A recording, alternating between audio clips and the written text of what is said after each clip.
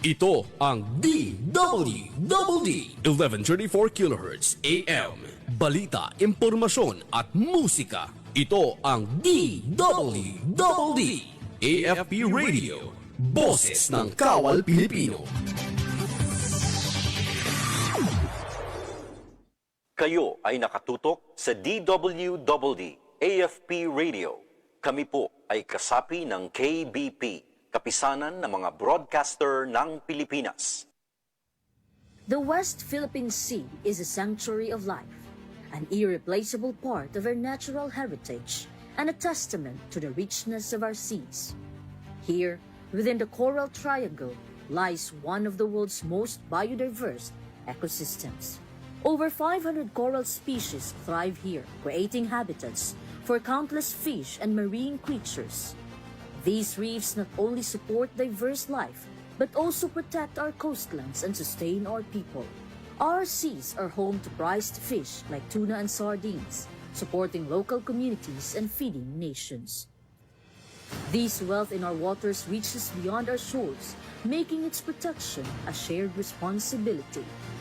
The seagrass beds and mangrove forests here serve as nurseries for marine life and are crucial in our fight against climate change, capturing carbon and nurturing life.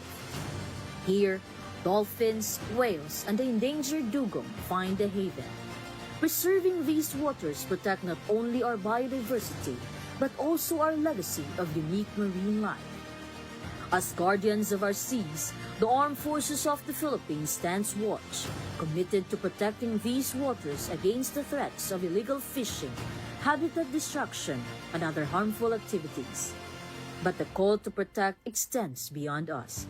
It's a responsibility we all share. The West Philippine Sea is not just a place. It's a part of who we are, a source of life and future for all. Together, let's ensure its protection for the generations to come.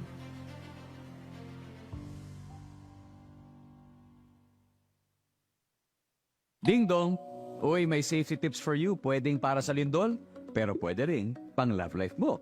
Number 1, iwasan maglagay ng mga babasagin sa mataas na lugar para iwas ma-fall kapag may malakas na lindol.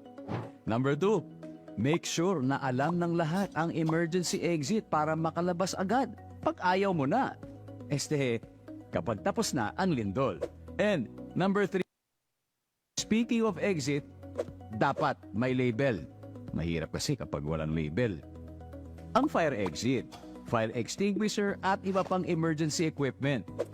Simple tips para ligtas ang puso at sarili sa panahon ng sakuna. #panatag ang may alam. Maging panatag Pilipinas. Mga katropa, para lagi kang updated sa inyong sandatahang lakas ng Pilipinas, siguraduhin naka-like at follow ka sa AFP Radio DWDD Facebook page at nakatune in sa 1134 kHz AFP DWDD. Panoorin ang weekly documentary program ng AFP Radio na Ang Inyong Kawal, Sabado alas 8 ng gabi. Simulcast po ito sa Inyong Kawal Facebook at YouTube channel. And keep up the good work sa team. Ayan, Media and Civil Affairs Group, CRS-AFP, maraming salamat po sa inyo.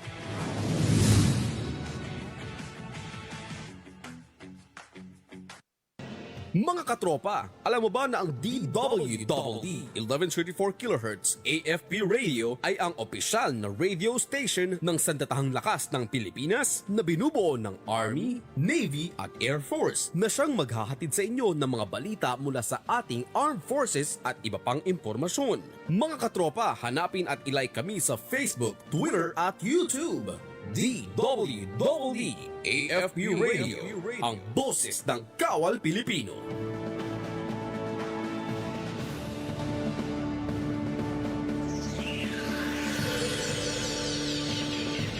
At isang mapagpalang araw po Luzon, Visayas at Mindanao at sa lahat ng ating mga katropa. Ngayon po ay araw ng Martes, 5 sa buwan ng Agosto, taong kasalukuyan. Tayo po muli ay magkakasama-sama sa ating programang Pulis at Komunidad dito sa DWDD AFP Radio, ang boses ng Kawal Pilipino. Ako po ang inyong tagapag-ugnay ngayong hapon na ito, si Police Senior Master Sergeant Jurico Habonete.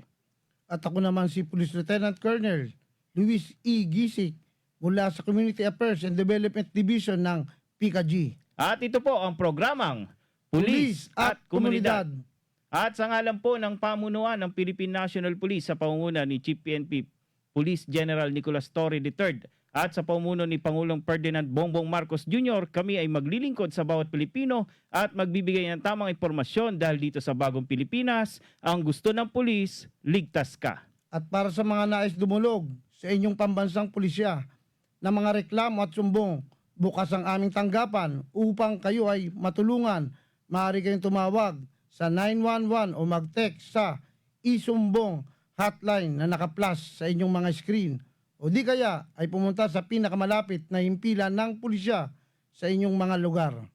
Tama ka dyan, sir. At kung meron naman po kayong sumbong o reklamo tungkol sa ilang pasaway at abusadong pulis, maaari kayong kumontak sa Integrity Monitoring and Enforcement Group o PNP-IMEG sa mga numerong makikita nyo po sa inyong mga screen.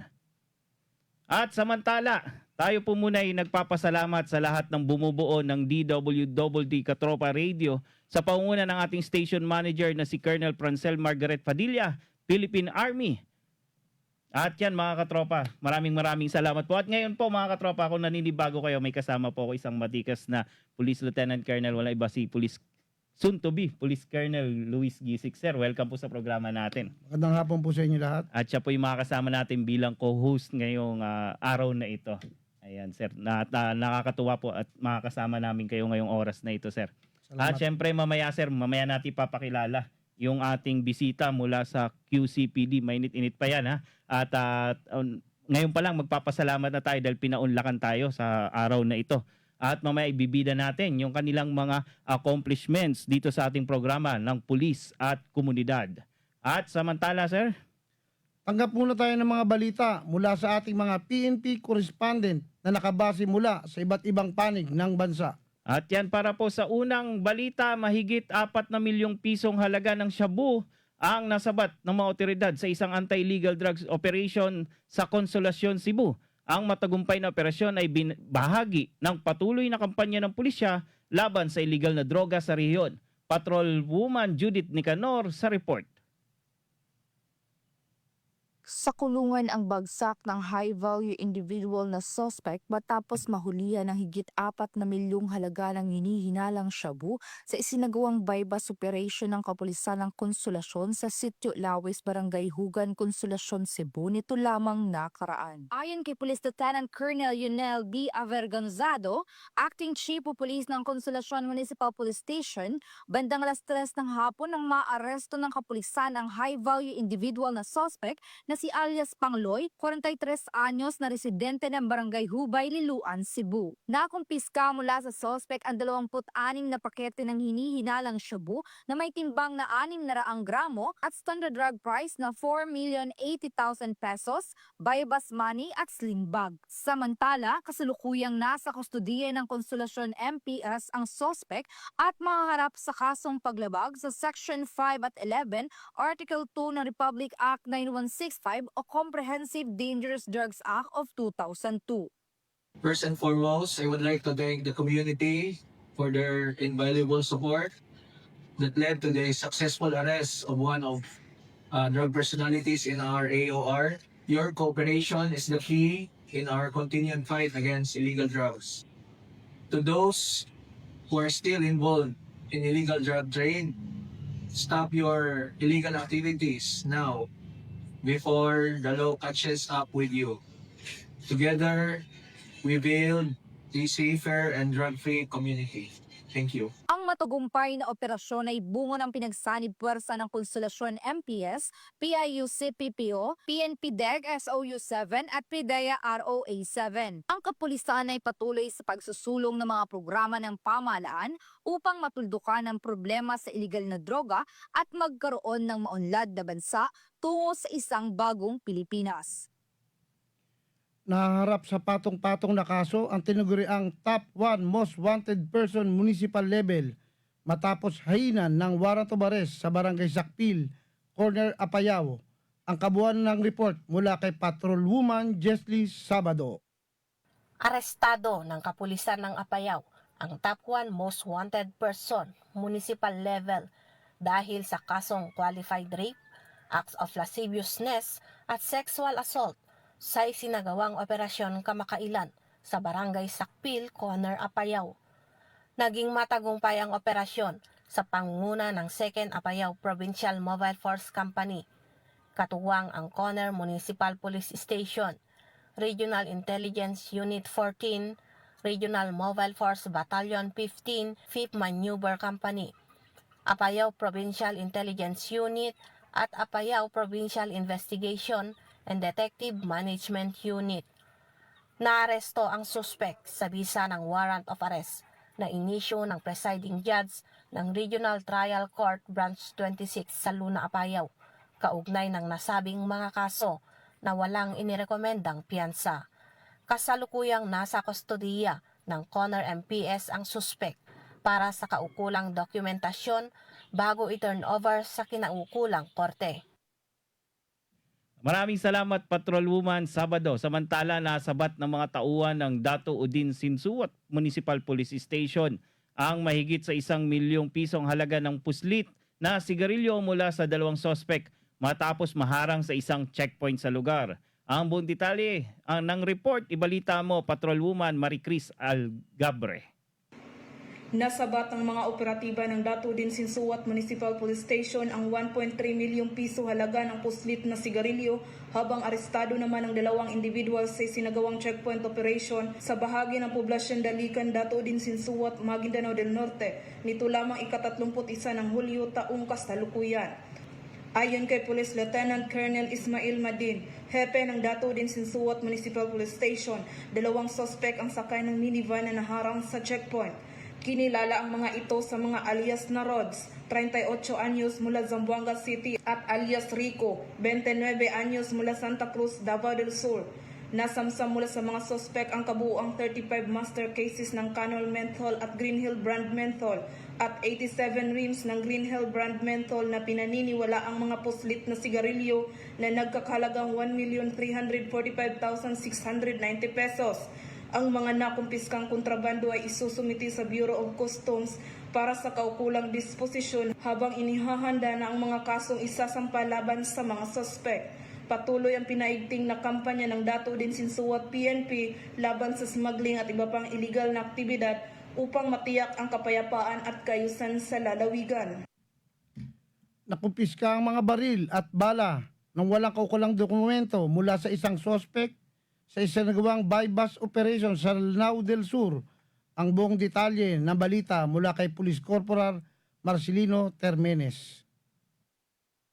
Nagbigay ng tactical na suporta ang 45th Special Action Company, 4th Special Action Battalion ng PNP SAF sa isinagawang bypass operation ng Criminal Investigation and Detection Group Lanao del Sur Provincial Field Unit laban kay alias Ashari dahil sa paglabag sa Republic Act 10591 o Comprehensive Law on Firearms and Ammunition Regulation Act sa Barangay Bubong, Puuna, Bayabaw, Lanao del Sur. Nakumpiska sa naturang operasyon ang isang M16A1 rifle, isang HK416 assault rifle na may modified scope, 100 peraso ng 5.56mm na bala, 5 magazine, isang pulang Toyota Revo, at isang itim na jumpable plate carrier vest. Nasa CIDG Lanao del Sur na ang kustodiya ng naarestong suspect at mga nakumpiskang ebidensya para sa wastong dokumentasyon at disposisyon. At maraming salamat po sa lahat ng ating PNN correspondents mula Luzon, Visayas at Mindanao. Sir, batiin muna natin itong mga naka-online sa atin, sir. At binabati ko po si Sam Daca, Decibels, Jim Paulo Regalia. Maraming salamat po sa inyong pagtutok. Kay Miss Sari, Patrick Bars, sir. Si Pebelin Kujam at si Coms Tony. Sir, kayo po, may nice kayong batiin muna, sir. So, binabati ko na lang yung buong CAD na nanonood ngayon. Ayan. Pagpatuloy nyo lang at marami tayong matututunan. Ayan. At alam nyo po ba, yung kasama ko ngayong hepe ay siya ngayon yung nangunguna sa lahat ng relief operation ngayon na ginagawa ng PNP. Kasama doon yung pagre-repack ng mga relief goods na pinapadala natin sa iba't ibang region. Di ba po ba, sir? O tama, kasi ngayong nakaraang bagyo, marami tayong binigay na tulong para sa komunidad, kagaya sa Baseco. Pinamunuan niya na ating pamunuan Chief PNP para lang maihatid ang mga tulong produkto sa kanila. Oo, especially at maraming nangangailangan ngayon talaga ng tulong lalo na pagdating sa mga relief operation dyan sa mga apektadong lugar. At yan, wag na natin patagalin. Sir, pwede na nating i-welcome yung ating guest ngayon. Walang iba kundi yung panauhin mula sa Quezon City Police District, ang matikas po na si Ma'am Police Major Jennifer Ganaban, ang Chief ng Public Information Office ng QCPD. Ma'am, welcome po sa ating programa. Thank you, sir, and good afternoon po. Mhm. Magandang hapon po sa lahat ng taga-subaybay ng pulis at komunidad. Ayan, bago po ang lahat ma'am, no, nagpapasalamat kami at dahil napagbigyan niyo po kami sa aming request na maimbita ngayong hapon na ito dito sa ating programa. Sir. Maraming salamat din po at nandito po kayo ngayon sa atin at maya-maya lang po ay handaan niyo po ang inyong sarili para sa ating mga katanungan. Opo. Yes, sir. Opo. Ma'am, kamusta po? Kamusta po yung QCPD ngayon, ma'am? Sir, maayos naman po ang QCPD. Patuloy pa rin nating sinusuportahan ang mga programa ng ating Chief PNP Police General Nicolas Torre III at ng ating Regional Director Police Major General Anthony A. Aberin. Ayan, ma'am. Hindi ko na rin to patatagalin, ma'am. Gusto rin po naming malaman yung inyong mga latest accomplishments. Napag-usapan natin, ma'am, kung ano po yung mga bago nyong accomplishment dyan sa QCPD na maaari nating ma-share sa ating mga tagapakinig at taga-subaybay po. Yes, sir. Pagdating po sa mga operational accomplishments ng QCPD for the last 3 months po, April 30 to July 30, 2025, nakapagtala po tayo ng 636 operations for anti-illegal drugs campaign at dito ay nakapag-aresto po tayo ng 868 and we confiscated illegal drugs worth 39.9 million. And pagdating naman po sa illegal gambling, meron din po tayong 402 operations na nagawa at saka nakapag-aresto ng 728. And yun nga po, pinapaigting din ng QCPD yung ating manhunt operations sa mga wanted persons po natin. Kaya nakapag-aresto po tayo ng 982 and composed po ito ng 427 na most wanted persons and 555 na other wanted persons. Idagdag ko na rin po yung ating patuloy na crackdown on loose firearms kung saan meron tayong 63 operations na nakandak and we have arrested 68 personalities at nakapagkumpiska po tayo ng 73 na firearms. And dahil po sa mga operations natin na to, masasabi natin na nag-decrease po yung 8 focus crimes natin by 24%. And yun nga po, gusto ko lang din i-highlight ang kakatapos lang po na activity natin kung saan naging successful po yung security coverage natin during SONA 2025. Ito po yung ang host po natin dito sa venue is ang QCPD, pero nagpapasalamat po tayo sa lahat ng mga nag-participate na other units dahil naging successful po yung activity dahil sa kanilang tulong. Ayun, napakadaming accomplishments ng QCPD. Akalain mo naman, pati pagdating dun sa mga wanted person. Ma'am, kamusta po yung disposition ng mga, anong tawag dito, itong mga wanted person natin?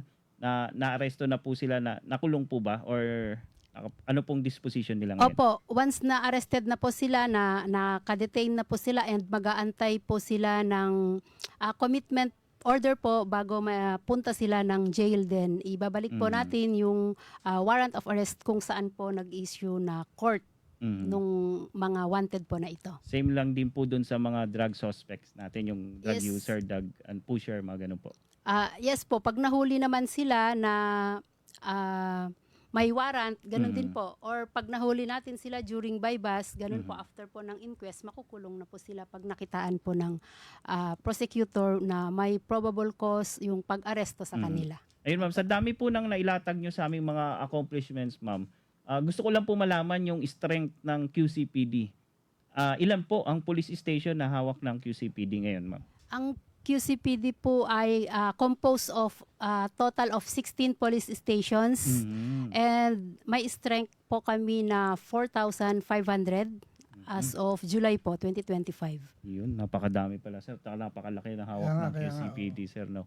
Sir, may nais po kayo So tanong. sa akin naman katanungan na pwede nyo bang ibahagi ang mga best practices na ginagawa nyo sa inyong lungsod?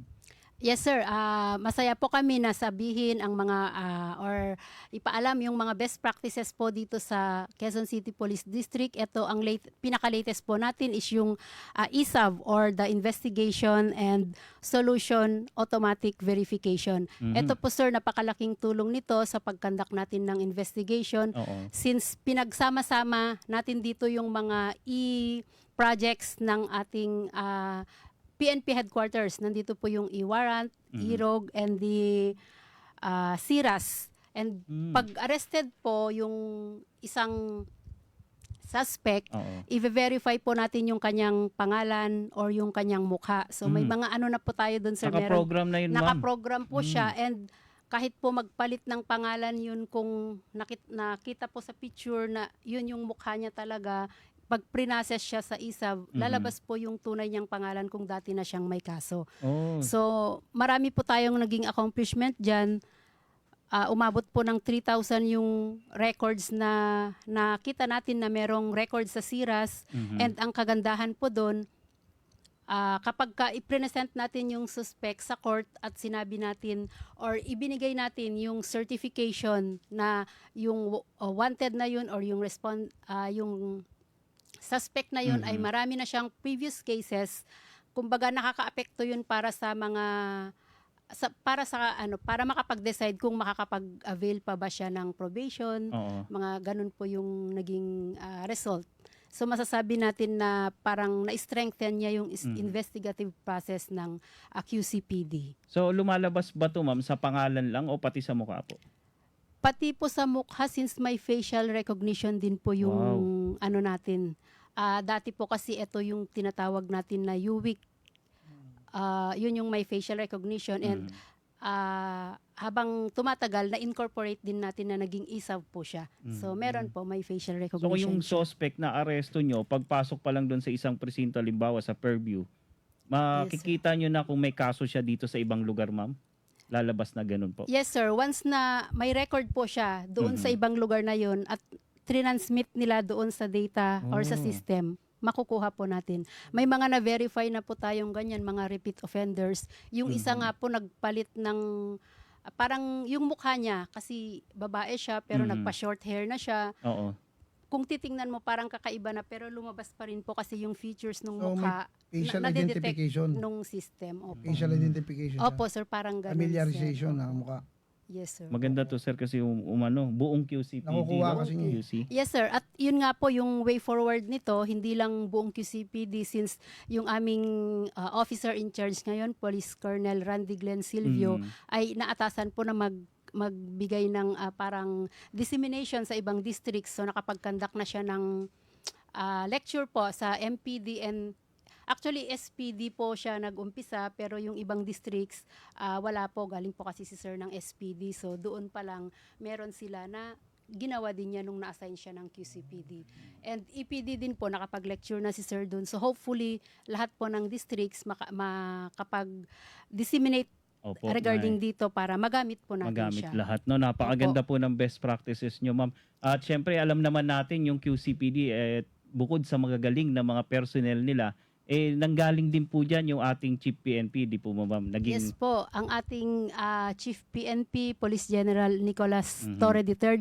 Mamaya ko sana babanggitin, pero since nabanggit nyo na, Sige sir, po. ay ibigay ko na rin po yung accomplishment namin sa 5-minute response program ng ating Chief PNP. Pero na kung ma'am, saan puputulin muna natin yan para mamaya malaman po ng mga tao kung gaano talaga kahalaga yung 5-minute response ng PNP. Kasi bukod po doon sa nasabi natin kanina na dating district director po ang ating Chief PNP doon, nagsimula po doon yung 3-minute response po ng sir. PNP sa QCPD. So sa ating mga kababayan, standby lamang po kayo dyan at mamaya po ipapakita namin kung gaano kahalaga yung 5 minutes response na sinasabi, yung programa ng Philippine National Police.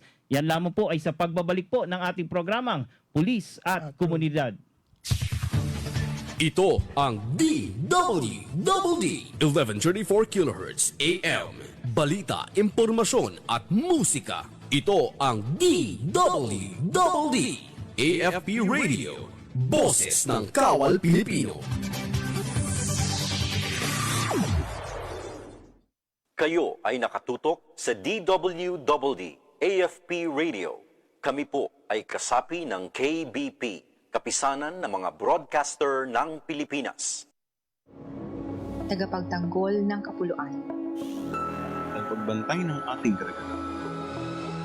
Nangangalaga sa kapayapaan. Lilingkod ng buong tapang para sa bayan.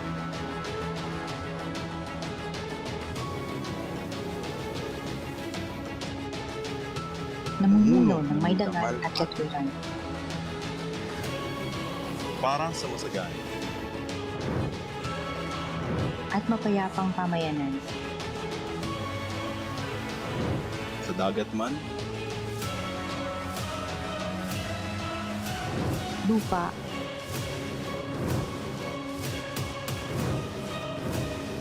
O himpapawid. kami ay laging handang tumulong. At kumaban. Kami ang Naval Forces Southern Luzon, ang inyong bukbong dagat sa Timog Katagalugan. Alamin ang mga mainit na balita mula sa ating Armed Forces. Tumutok sa 1134 kHz AM sa inyong mga radyo. At manood online. I-like at i-share ang AFP Radio DWDD Facebook page. Ito ang DWDD Armed Forces Radio, ang boses ng Kawal Pilipino.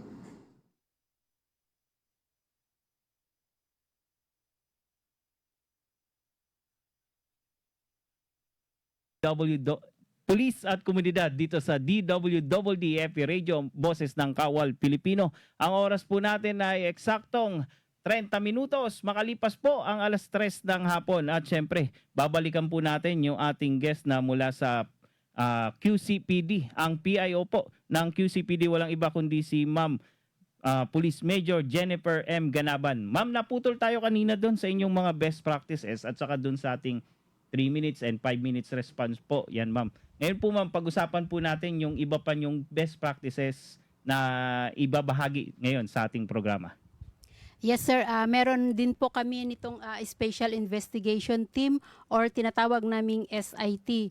Ito po yung kinocompose ng ating mga station commanders pagka nagkaroon po ng incident. So pagka sa level lang po nila, sila lang ang nagkakandak ng conference. But pagka mga high-profile incidents po, kasama na po yung buong district and ginagawa po namin yung SIT conference every Friday po. So, masasabi namin dito na napapabilis yung pagre-resolve natin ng mga cases since buong district na po yung magtutulungan kasama yung mga operating units po natin. Mm-hmm. And idagdag ko din po, sir, itong QCPD Warrant Day, kung saan every Friday din po naatasan ang ating mga stations na mag-conduct ng isang araw na manhunt operations para dun sa mga wanted. Kaya yun nga po ang accomplishment natin for arrest ng mga wanted persons. Medyo tumataas siya dahil dito sa best practice natin na to na Warrant Day every Friday. So sa akin naman siguro ang aking katanungan, meron mo ba tayong programa para mapalakas ang moralidad ng ating mga personnel sa QCPD? Yes, sir. Meron naman po, sir. May mga activities, may mga programa tayo katulad po, sir, nung ating Damayan. Meron, sir, tayong Damayan program para sa moral and welfare ng ating mga personnel. Yan po yung nagbibigay tayo ng financial support para dun sa mga personnel natin. And during sa mga KIA po or WIA, and kasama na rin po dyan yung ating mga personnel na nagre-retire. So parang sa Salamat Kapatid, may mga financial parang monetary na binibigay sa kanila galing po dito sa Damayan na to. So ginagawa natin yung Damayan, ibig sabihin po nito, sir, meron kaming monthly na parang contribution, and kung sino po yung personnel na nangangailangan, ayun, nabibigyan po siya. Ayan, maganda yung ginagawa nyo, ma'am, no? Napapangalagaan nyo po yung moral and welfare ng mga tao. Saka, tawag doon, mas lalong nabuboost sila, ma'am, na magtrabaho ng maigi dahil alam nila na inaalagaan sila ng mga superior at nung kanilang division, ma'am. Diba? Opo, may support ang command group, kumbaga, kaya medyo inspired, kumbaga, ang mga personnel natin dahil alam nilang hindi sila nag-iisa pag sa oras ng kagipitan. Ma'am, may mga programa pa po kayo o programa po kayo na mga polisiyan, ma'am, na pinasimulan po ng QCPD? Yes po, ang programa po natin na to, na dati na po ang nagsimula at saka ipinagpapatuloy natin ngayon, ito yung 3-minute response time natin na kagaya nga ng nabanggit kanina na pinasimulan po ito ng ating Chief PNP. So during that time na ang District Director po ng QCPD ay si Police General Nicolas Torre III, na-implement na po niya itong 3-minute response time na ito. So kapag ka po binansagan po namin ito as quick response, quick solution. So pagtatawag po ang mga Q-citizens kapag may emergency, meron po tayong QC Helpline 122 and sa loob lang po ng 3 minuto, nakakapag-responde po yung ating kapulisan. So, malinaw pa rin yung pagkakasabi. Alam naman din natin na ang Police Community Relations activity ay napakahalaga. Nag-uugnay yan sa ating komunidad. Meron po ba tayo mga programa, good deeds na ginagawa ng ating mga personnel? Yes sir, may mga good deeds po tayong nagawa sir at ang recent po dito sir is yung pulis na kumadrona pa. Ito sir yung isang pagkakataon na merong isang ginang na bigla pong napaanak doon sa kalsada. Nagkataon po na may mga personnel po tayo na nagpa-patrolling, kaya kaagad-agad po nilang narespondehan at naisugod sa ospital itong ginang at malusog po niyang naipanganak isang malusog na baby. Wow, galing. Saan po ito nangyari, ma'am? Opo, sa Laloma po, Laloma Police Station. Sakop po ng Laloma, nangyari ito sa Balintawak. Biruin mo, napakaganda talaga sir pag maraming pulis na nakikita talaga at yung alam nila, ramdam nila na nandun lang yung PNP sa paligid, di ba sir? Madaling makaka-action. Opo. Ma'am, anong pinangalan dun sa bata? Baka ayun pangalan sir, nung rumisponde. Ayun sir, ang aalamin po natin kasi parang normal delivery kasi yung bata kaya nakalabas din po siya kaagad ng ospital. Opo, nakauwi na siya ng alamin natin kung pinangalan din dun kay sir na rumisponde. Opo. Diba? At least nakakatuwa yun kasi paglaki ng bata, alam niyan, pulis yung pulis tumulong. Yung nagpaanak sa kanya. Diba? Opo. Ma'am, ito, may isang tanong lang po. Bakit mahalaga po yung pakikitungo ng mga pulis ng mga taga-QC?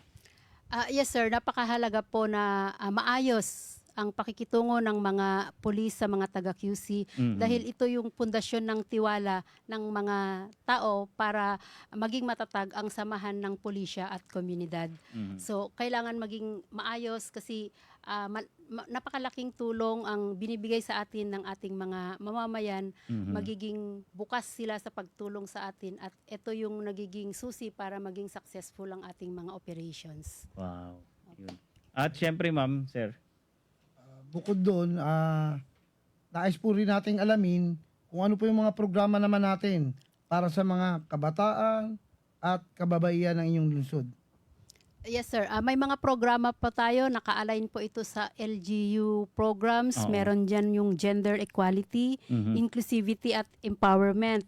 Kung saan binibigyang boses doon yung mga kabataan, kababaihan, and kasama na rin po dyan yung prevention and protection programs kung saan gumagawa po tayo ng mga information dissemination, pumupunta po tayo sa mga schools, sa mga matataong lugar, sa palengke. Nagbibigay din po tayo ng mga IEC materials kung saan nakalagay po doon yung mga tips, paano makaiwas sa krimen, mga ganun po ang ginagawa natin. So yun yung iniikot niyo yung mga eskwelahan, ma'am, para magkaroon po tayo ng information, anong tawag doon?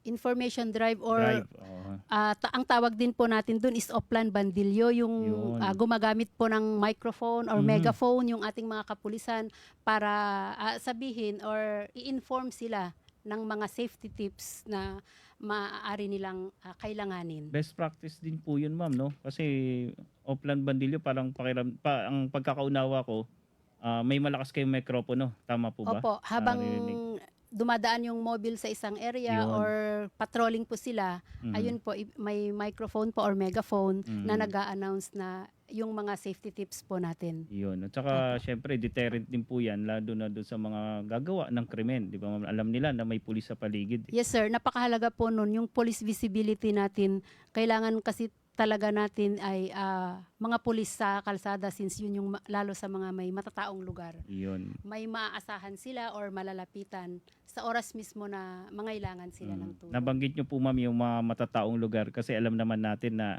ang QC ay pinakamatao rin at syempre, hindi natin mapagkakailan na isa rin sa pinakamaunlad na syudad po dito sa bansa. Ma'am, doon po sa QC, ano po yung tinututukan nyo o yung mas focus nyo po pagdating sa seguridad sa Quezon City? Yes sir, yun nga nabanggit ko kanina, ang nabanggit niyo na rin po, ang Mm. QC is matao siya since Mhm. malaking lungsod siya. Mhm. So tinututukan natin, ano po yung focus natin ay nandyan sa kaligtasan ng mga tao na nasa kalsada. Mhm. Since marami po yung araw-araw na nagbibiyahe, marami tayong police na nakadeploy for police visibility, yun nga sa Mhm. mga terminals, MRT and LRT, meron po tayo niyan sa QC. Mhm. Kaya nandun po yung mga personnel natin. May mga checkpoints din po tayo sa mga areas at ayun, mga oplansita. Mhm. Ayun sir ang tinututukan natin. Para ma-prevent po natin yung crimes kasi sabi nga natin, prevention is better than cure. Ayan, Opo. ma'am. Kumustahin ko lang po, ma'am, yung relationship ng LGU at saka ng PNP dyan po sa inyo. Tingin ko naman po maganda kasi napakaganda po ng mga programa nyo sa QCPD. Yes sir, nagpapasalamat po tayo sa Quezon City LGU sa pangunguna ng ating Mayor Joy Belmonte kasi Mhm, yun. supported po niya yung QCPD financially and logistically. Wow. Parang ganun po sir. Mga equipment po natin, marami pong binibigay ang LGU natin. Mhm. Kaya dito po sa 3-minute response time or etong 5 minutes na programa ng ating Mhm. Chief PNP, nagiging posible siya at nagiging successful siya dahil sa mga programs din ng QCLGU. Nariyan po yung ating project Aurora Mhm. kung saan ang mga CCTVs po ay marami nakakalat doon sa buong QC Oo. and monitor po natin yun doon sa ating IC3 or yung Wow. Integrated Command and Control System ng QCPD. Kaya mabilis po nating nakikita yung real time na nangyayari since nakakonect po sa atin lahat ng CCTV nila. Ayun, ma'am. Speaking of connected siya, ma'am, doon sa nabanggit nyo kanina na best practice na nakikita yung mukha, nalalaman kung anong kaso, ganun din po yan, ma'am, sa nakakalat na CCTV camera sa buong QC. Ganun po, nagkakaroon din po siya ng information. Yes sir, na-review din natin kung pasyal na po kayo sa IC3 at makikita nyo po doon na nakalagay doon yung mga areas kung saan may CCTV and labas lang po natin sa screen kung anong area yung gusto nating makita, kung nasaan yung ating police, lalong-lalo na po kung may suot siyang body-worn camera, makikita Oo. na po natin siya doon mismo sa IC3.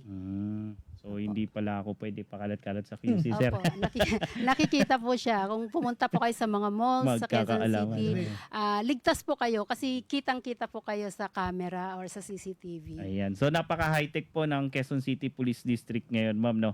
Speaking of high-tech naman, ma'am, paano naman po yung mga programa nyo kaugnay po sa cybercrime or online scamming? Meron po kayong mga ganun, ma'am? Yes sir, active naman po yung ating cybercrime na naka-assign sa QC. Kahit gabi po meron silang mga duty doon at usually may mga hindi maiwasan na may marami pong cases ng online scamming. Opo. Parang online scam po and okay naman po sir kasi may mga gamit po sila para ma-detect natin kung kanino nang galing yung isang social media post. Maayos naman po sir. Ayan, no, maraming salamat, ma'am. Batiin ko lang muna tong ating mga nanonood, si Son Seguridad. Ayan, proud to be QCPD. Wow. Kay, eto, PRBU ng Palawan, watching from PRBU 4B. Kay Harvey, Sabordo, Quiabo, Baron. Shoutout po sa inyo. Kay Mark Ney Avenue, Nenyo Hey. At Jazz Utida. Sir, may nice po kayong batiin muna, sir. So, patingin ko muna ating command group na Yan. nanonood ngayon. Mhm. At ang ating, dati ko mga naging tao sa Maynila na nanonood din ngayon. Shoutout sa inyo. At sa lahat ng mga pulis na naka-duty dyan sa labas, alam naman natin na ginagampanan talaga nila yung tungkulin nila bilang isang pulis. At syempre sa lahat ng ating mga guests mula sa QCPD. Ma'am, meron po ba kayong nakalimutan mga programa na nais pang idagdag? Okay na po, sir. Salamat po. Puno-puno tayo na impormasyon mula sa QCPD. Ma'am, no, wag po kayo magsasawa sa amin na mag-guest po namin kayo dahil mahalaga po to na ipapakita natin yung mga programa, especially ng QCPD, from QCPD, na kung paano nakakatulong yung PNP sa pamumuhay ng mamamayan, ng mga Pilipino. At syempre, ma'am, ano po yung mantra ng ating Philippine National Police na wag nyo nang hanapin ang mga pulis sa inyong istasyon? Yes. Sapagkat kami nasa inyo ng mga telepono, dial 911 at darating kami sa loob ng 5 minuto. Tama po, di ba ma'am? Ganyan Yes po po. sa inyo. Ganon din po sa atin, naka-align din po ang natin, ang mantra natin. Sa mga mahal nating mga Q-citizens, wag nyo na po kaming hanapin sa aming mga presinto dahil na kami ay nasa inyo ng mga telepono. Dial emergency hotline 911 or QC helpline 122 at darating kami sa loob ng 5 minuto. Ma'am, yung QC 122 nyo hanggang ngayon active po yan? Yes sir, opo. Opo. Ang QC 122 is yun nga po yung 3-minute response natin. Yun. Opo. Opo. Tapos, Since naumpisahan na natin during time nga po ni Chief PNP, 3 minutes po talaga siya. Pero mag-a-adjust po yung kung 911 po yung gamit since ang po natin ay sa headquarters. pero connected lang Pero naman connected siya. lang naman po siya, Mas sir. madali at mas maganda yung matutugunan ng maayos yung pangangailangan ng ating mamamayan. Opo. Ma'am, napakabilis ng oras, no? At gusto ko na lang pong mahingi yung inyong mensahe sa mga personnel diyan sa QCPD. At syempre, sundan na rin po natin yung mensahe ng mga taga QC. Yes sir, sa ating mga personnel ng Quezon City Police District, isang mataas na pagpupugay at pasasalamat para sa inyong walang sawang serbisyo para sa Quezon City. Sa ilalim ng pamumuno ng ating officer in charge, Police Colonel Randy Glenn G. Silvio, sana patuloy nating isabuhay ang mga core values natin at sundin ang mga directives ng ating Chief PNP at Regional Director. Yun lang po. Ayan, ma'am, maraming salamat po, Police Major Ganaban po ng ang Chief ng Public Information Office ng QCPD, sir.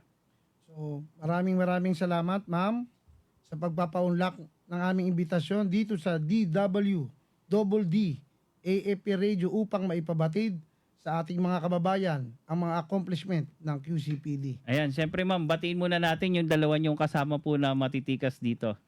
Si Police Corporal, hindi ko na makita. Ayan, Police Judoko. Corporal Judoko Ayan. and Police Corporal Dayag. Dayag, yan. Sir, maraming salamat. Si Dayag, PNN correspondent to eh. Tama? Yes, sir. Opo, yan. Natatandaan ko yan si Sir Dayag eh. Sila Yan. po yung mga nag-training yata, sir, sa PICA-G. Opo, yan. Yung mga Kaya, ating PNN. Yun, sir. Pwede nating isa lang na sa susunod, sir. Ayan po. Huwag niyo pong kalimutan yung mga programa po ng Philippine National Police. Nandiyan po yung sumbong nyo. Action agad tuwing Monday to Friday mula 12:30 hanggang 2:30 ng hapon. At syempre, nandiyan rin po yung PNN, yung Police News Network. Meron po tayo dyan ng alas 11 ng umaga at meron din po na alas 3. At bukod po doon, meron pa po tayong mga programa na Police News Express. Yan yung mga maiinit na balita na inalabas agad ng Philippine National Police. At syempre nandiyan din po yung Straight from Team PNP Facebook Live. Kasama na rin po ang Police at Your Service tuwing Sabado po yan, 7 to 8 p.m. At napapanood po sa UNTV stations. Sir, may nais ka po bang idagdag, sir? So ibayan ito, itong programa natin na to, upang lagi silang updated sa mga nangyayari sa ating kapulisan. Yung sir, yung mga activities nyo, sir, sa susunod na araw. So, yun nga, meron tayong mga activities na magkakaroon tayo ng mga relief operations. So, maaring sa Region 1 o sa Region 3. So, subaybayan nyo lang kung programa na to at upang malaman natin ang buong detalye. Ayan. At maraming salamat po sa lahat ng ating nanood ngayong hapong ito. Ako po si Police Senior Master Sergeant Jurico Habonete. At ako naman po si Police Lieutenant Colonel Luis Igisik, At ito po ang Pulis at Komunidad. Dito sa DWDD Katropa Radio. Yan. Ito ang DWDD 1134 kHz AM. Balita, impormasyon at musika. Ito ang DWDD AFP Radio. Boses ng Kawal Pilipino. Kayo ay nakatutok sa DWDD AFP Radio. Kami po ay kasapi ng KBP, Kapisanan ng mga Broadcaster ng Pilipinas.